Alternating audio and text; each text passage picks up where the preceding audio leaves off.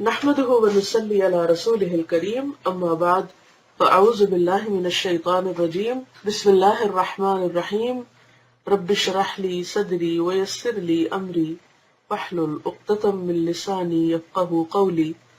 ہمارا آج کا موضوع ہے سادگی، سمپلسٹی۔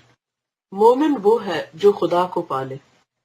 خدا کو پانے والا انسان فطری طور پر اعلیٰ حقیقتوں میں جینے لگتا ہے، کیونکہ اسے کائنات کی سب سے بڑی ہستی کے دریافت ہو جاتی ہے، تو وہ پھر دنیا کی چھوٹی چھوٹی پیٹی حقیر چیزوں کے پیچھے نہیں بھاگتا اور صرف دنیا ہی کے خواب نہیں دیکھتا، بلکہ وہ ایک اعلیٰ سوچ کا حامل ہو جاتا ہے۔ وہ ظاہری چیزوں سے اوپر اٹھ کر مانوی دنیا میں اپنے لیے دلچسپی کا سامان پا لیتا ہے، یعنی ظاہر کی بجائے وہ معنی پر توجہ دیتا ہے۔ ایسا انسان عین اپنے مزاج کے مطابق سادگی پسند انسان بن جاتا ہے۔ اس کا نظریہ یہ ہو جاتا ہے کہ سادہ زندگی گزارو، البتہ اپنی سوچ کو اونچا رکھو، یعنی صرف جسمانی اور مادی فائدوں کی بجائے انسان کے اندر جو ایک اعلیٰ ترین روحانی جوہر اور اس کا انٹلیکچل آسپیکٹ جو ہے شخصیت کا، اس کو نکھارا جائے اور اس کو ابھارا جائے اور اس کے ذریعے کام لیا جائے۔ جو آدمی مانوی حقیقتوں کا ذوق آشنا ہو جائے، اس کے لیے ظاہری اور مادی چیزوں میں کوئی لذت باقی نہیں رہتی، یہ آہستہ آہستہ مادی چیزوں سے اس کو دل نہیں خوش ہوتا۔ پھر ایسے آدمی کو سادگی میں لذت ملنے لگتی، بناوٹی تکلفات اس کی نظر میں اپنی کشش کھو دیتے، اس کی روح کو فطری چیزوں میں سکون ملتا ہے، نیچر میں اس کے اندر سکون ہوتا ہے۔ غیر فطری اور مصنوعی رونقیں اس کو ایسی محسوس ہونے لگتی ہیں جیسے کہ وہ اس کی اندرونی دنیا کو بکھیر رہی ہیں، یعنی ان نیچرل اور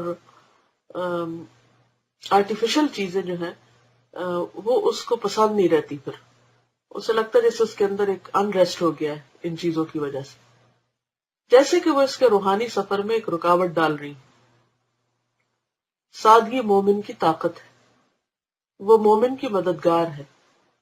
سادگی کا طریقہ اختیار کر کے مومن اس قابل ہو جاتا ہے کہ وہ اپنے وقت کو غیر متعلق چیزوں میں ضائع نہ کرے، یعنی بیکار کی چیزوں کے اندر نہ الجھے۔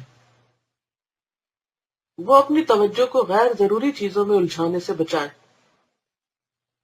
اس حدیث میں بھی آتا ہے نا، من حسن اسلام المرء ترکہ ما لا یعنیہ، اور اس طرح اپنے آپ کو کامل طور پر صرف اپنے مقصد اعلیٰ کے حصول میں لگا سکے، کیونکہ غیر ضروری چیزوں سے انسان خود کو بچاتا ہے تو ہی کوئی اعلیٰ کام کر سکتا ہے۔ مثلا آپ لوگ یہ جو علمی کام کر رہے ہیں، قرآن سیکھ رہے ہیں، سکھا رہے ہیں، پڑھنے لکھنے میں لگے رہتے ہیں، تو کس قیمت پر؟ ظاہر ہے کہ دن تو وہی آپ کے پاس جو پہلے تھا، لیکن اب کئی گھنٹے آپ علم کے لیے صرف کر دیں۔ صرف اسی صورت میں یہ ہو سکتا ہے کہ جب آپ اپنی مادی زندگی کی ضروریات کو کم کرتے ہیں، مثلا گھروں کی سجاوٹ اور صفائی ضروری حد تک تو کرتے ہیں، لیکن غیر ضروری چیزوں میں نہیں الجھتے اور اپنے آپ کو بیکار چیزوں میں نہیں تھکاتے، اپنی انرجی کو سیو کرتے ہیں تاکہ آپ بہتر کام کر سکیں، اور اس طرح اپنے آپ کو کامل طور پر صرف اپنے مقصد اعلیٰ کے حصول میں لگا سکے۔ سادگی مومن کی غذا ہے، سادگی اس کی تواضع کے لیے ایک لباس بن جاتی۔ سادگی کے ماحول میں اس کی شخصیت زیادہ بہتر طور پر پرورش پاتی، یعنی اس کے اور جوہر کھلتے ہیں، اس کے اندر کا ٹیلنٹ ابھر کے سامنے آتا ہے۔ سادگی مومن کا حسن ہے، سادگی مومن کے لیے زندگی ہے۔ مومن اگر اپنے آپ کو مصنوعی رونقوں میں پائے تو اس کو ایسا محسوس ہوگا جیسے اس کو کسی قید خانے میں بند کر دیا گیا ہے۔ یہ بہت زیادہ روشنیاں اور بہت زیادہ سجاوٹیں اور بہت ظاہری دکھاوے کے کام، ان چیزوں سے اس کو گھبراہٹ ہونے لگتی۔ مومن آخری حد تک اپنے آپ کو خدا کا بندہ سمجھتا ہے، یہ چیز اس کو ابدیت کے احساس میں جینے والا بنا دیتی ہے۔ ہر دم وہ سوچتا ہے کہ میں اللہ کا بندہ ہوں، اللہ کی عبادت کے لیے بنا ہوں۔ اور جو انسان ابدیت کے احساس میں جی رہا ہو، اس کا مزاج لازمی طور پر سادگی کا مزاج ہوتا ہے۔ غیر سادگی کا انداز اس کے مزاج سے مطابقت نہیں رکھتا، اس لیے وہ اس کو اختیار بھی نہیں کر سکتا۔ یعنی انسان پھر ہر وقت کیا سوچتا ہے کہ اپنے وقت کو، اپنی صلاحیتوں کو غیر ضروری چیزوں میں الجھانے کی بجائے ان سے بچا کر اپنے آپ کو نیکی کے کاموں میں لگائے، اس وقت کو آخرت کی تیاری پہ لگائے، تو اس کے لیے لازمی طور پر اسے دنیا کی فضول زینت اور زائد رونقیں چھوڑنی ہوتی ہیں، اور وہ خوشی سے چھوڑتا ہے، اور اب اس کا ٹیسٹ کسی اور چیز میں ڈیولپ ہو جاتا ہے، اور اس کو اللہ کی یاد میں لطف آنے لگتا ہے، نماز میں اس کا دل لگنے لگتا ہے، خیر اور بھلائی کے کاموں کا اسے شوق آنے لگتا ہے، تو اس کا پورا لائف سٹائل بدل جاتا ہے۔ سادہ یہ لکھتی ہے کہ اس پر جو کچھ باتیں بہت اسٹرائک کی، ایک یہ بات کہ جب انسان کا لائف سٹائل سادہ ہو تو اس سے وقت کی بچت ہوتی ہے۔ میں بعض دفعہ گھر کو سجانے، دعوت، میل ملاقات میں اتنا تکلف کرتی تھی، اور اس سے حاصل یہ ہوتا تھا کہ سوائے خود تھکنے کے کوئی کچھ بھی نہیں کہتا تھا۔ آپ اتنا کچھ کرتے ہیں اور کوئی نوٹس بھی نہیں کرتا۔ میں نے دیکھا ہے کہ چاہے مہمان جو مرضی ہو، تکلفات سے زیادہ ان کو ہمارا ویلکمنگ ایٹیٹیوڈ، مسکرانا، ان کو اہمیت دینا، یہ باتیں زیادہ اہمیت دیتی ہیں۔ دوسری بات میں یہ سمجھتی تھی کہ سادگی کا مطلب ہے کہ آپ کے پہننے اوڑھنے میں کوئی اسٹائل نہ ہو، آپ بے ڈھنگے اور آؤٹ ڈیٹڈ کپڑے پہنے۔ مگر یہ ٹاپک پڑھ کے لگا کہ سادگی مزاج کا نام ہے۔